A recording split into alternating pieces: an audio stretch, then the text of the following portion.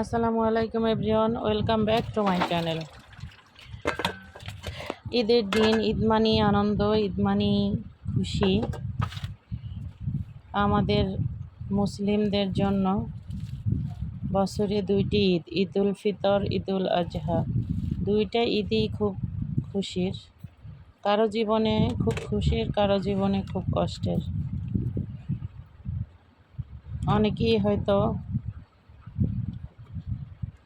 পশু কোরবানি দেওয়ার সামর্থ্য রাখেন না বা নেই, আবার অনেকেই হয়তো আছে অনেক ধনবান, পয়সাওয়ালা, অনেকেই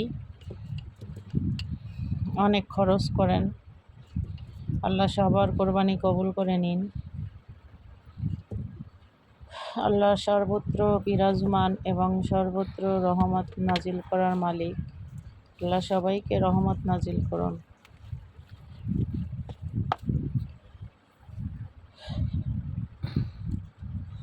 অনেক সময় অনেক গরিব দুঃখী মানুষদের দেখা যায়, আসলে গরিব কারা?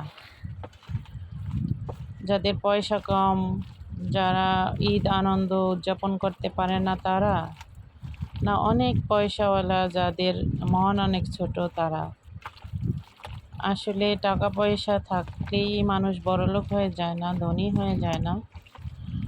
টাকা পয়সা থেকেও যারা নিচু মনের পরিচয় দেয়, তার হচ্ছে আমার মতে সবচেয়ে বড় গরিব, কিংবা অনেক ছোট লোক। মনের দিক থেকে যারা অনেক বড়, তারা হয়তো পশু কোরবানি দিবেন এবং বড় মনের পরিচয় দিবেন। আর যারা ছোট মনের, তারা অনেক বড় বড় গরু কোরবানি দিবেন, কিন্তু তাদের আচরণেই মনে হবে যে তারা কতটা নীচ, তারা কতটা নীচ মনের অধিকারী। আল্লাহ সবার কোরবানি কবুল করুন। এবং যারা কোরবানি দিতে পারে নাই, এবার পশু কোরবানি করতে পারে নাই,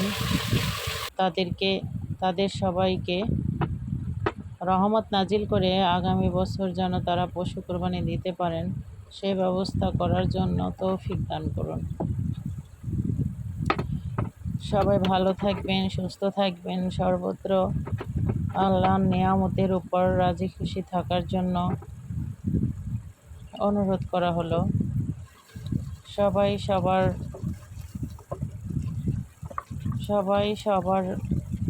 কিসমত, সবাই সবার নিয়তি, সবাই সবার ভাগ্যের উপরে বিশ্বাসী হবেন, কারণ আল্লাহ সর্বত্রই বিরাজমান। আল্লাহ সবাইকেই দেখে থাকেন এবং সবার প্রতি আল্লাহ রহমত নাজিল করেন। আল্লাহ যা কিছু করেন সবার ভালোর জন্যই করেন। ইনশাল্লাহ আল্লাহ সবাইকে ভালো রাখবেন, সুস্থ রাখবেন এবং শান্তিতে রাখবেন। আল্লাহর রহমত এমন একটা জিনিস